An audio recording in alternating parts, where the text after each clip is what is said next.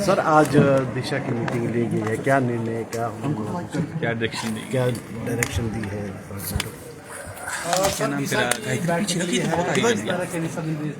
देखिए, दिशा की बैठक और इसमें जो हमारी सेंट्रल स्पॉन्सर्ड स्कीम्स हैं उसका हम रिव्यू करते हैं और लक्ष्य यही है, जितनी भी हमारी केंद्र की योजनाएं हैं माननीय मोदी जी के नेतृत्व में जिस प्रकार से आज उन योजनाओं का क्रियान्वयन हो रहा है, धरातल पर लाभार्थियों को निश्चित रूप से उसका लाभ मिल सके, उसमें हम इन योजनाओं का सभी का रिव्यू करते हैं। और आज भी विभिन्न विभागों की जो योजनाएं हैं वो उसका हमने रिव्यू किया, वो चाहे PMGSY की हमारे रोड्स हैं या जल जीवन मिशन है या प्रधानमंत्री एम्प्लॉयमेंट गारंटी स्कीम है या अन्य जितनी भी हमारी केंद्र प्रायोजित योजनाएं हैं। लेकिन आज मुझे विशेष रूप से इस बात का दुख के साथ कहना पड़ रहा है कि स्पेशली लोक निर्माण विभाग PWD, और जहां केंद्र सरकार के द्वारा हिमाचल प्रदेश को बहुत बड़ी राशि अभी PMGSY 4 में लगभग 2200 करोड़ की स्वीकृत हुई, PMGSY में भी लगभग 2600 करोड़ की सैंक्शन हुई थी। लेकिन अधिकारी स्पेशली PWD विभाग में देखने के लिए आया कि अधिकारी आज की बैठक से निर्धारित रहे और हमने डिप्टी कमिश्नर महोदय को स्पष्ट रूप से कहा है कि इन अधिकारियों को शो कॉज नोटिस दिया जाए, क्योंकि सड़कें हमारी भाग्य रेखाएं हैं और भारी बारिश के कारण भी बहुत तबाही हुई और जो पैसा केंद्र से सड़कों के लिए दिया जाता है वो पैसा नीचे जो है उस प्रकार से उसका यूटिलाइजेशन नहीं हो रहा है। और सीरियसली इस बैठक को विशेष रूप से PWD विभाग ने जो एक्शन PWDs हैं उनको हमने DC महोदय को कहा है कि उनको शो कॉज नोटिस दिया जाए ताकि गंभीरता के साथ इन सड़कों की प्रोग्रेस को देखा जाए।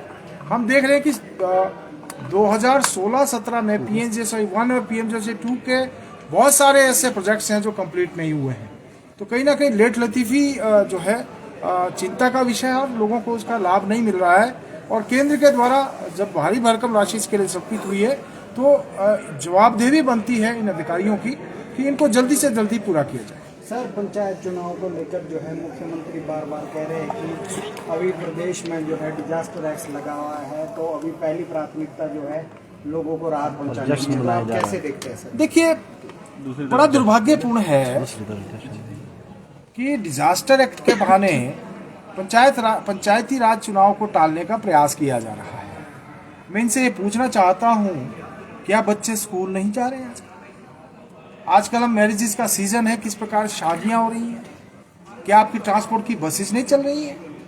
क्या आपके बाकी जो काम बंद पड़े हैं? और अगर ऐसा है तो इसके लिए कौन जिम्मेदार है? अगर आपकी ग्रामीण सड़कें बंद है तो किसकी जिम्मेदारी बनती है? ये प्रदेश सरकार की ही जिम्मेदारी है। अगर सड़कें नहीं खुली हैं तो इसके लिए कौन जिम्मेदार है? अर्थात आप केवल बहाना ढूंढ रहे हैं, दूसरी ओर आप जश्न मना रहे हैं। जश्न में आपने बसें तय कर दी कि कहां से 20 जाएंगी, कहां से 15 जाएंगी, और आप जश्न भी वहां मना रहे हैं मंडी में जहां सबसे ज्यादा त्रासदी हुई। कितने ही परिवार हैं जिनका आपदा के कारण अपने लोगों को खो दिया, आप उनके जख्मों के ऊपर नमक छिड़कने का प्रयास कर रहे हैं। चुनाव आप जो है टालने का प्रयास कर रहे हैं, लेकिन जश्न आप मनाना चाहते हैं। और जश्न किस बात का? आपकी 3 साल की कोई उपलब्धि है तो बताएं, कोई एक भी योजना आप बता दें जो आपने नई शुरू की हो। आपने तो चल रही योजनाओं को बंद कर दिया।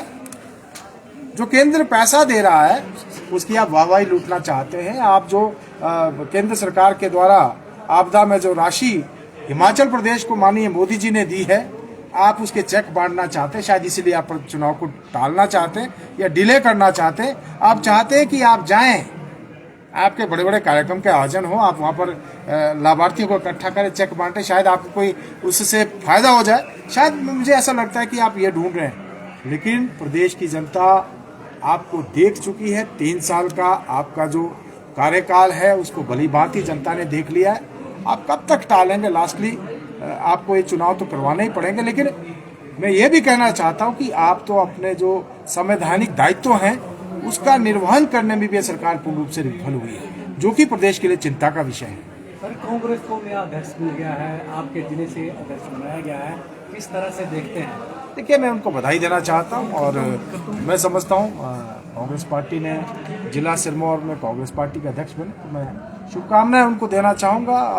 लेकिन इतना अवश्य कहना चाहूँगा कि बहुत इंतजार के बाद कांग्रेस को अध्यक्ष मिला। बाकी भविष्य में देखते हैं आगे क्या होता है। सर, केंद्र सरकार ने 4 लेबर कोड लागू किए हैं, किस तरह से देखते हैं कितना फायदा मिलेगा इससे असंगठित वर्ग को, मजदूर वर्ग को? खास निश्चित रूप से फायदा मिलेगा और आने वाले समय में हम देखते हैं निश्चित रूप से इसका फायदा। Thank you.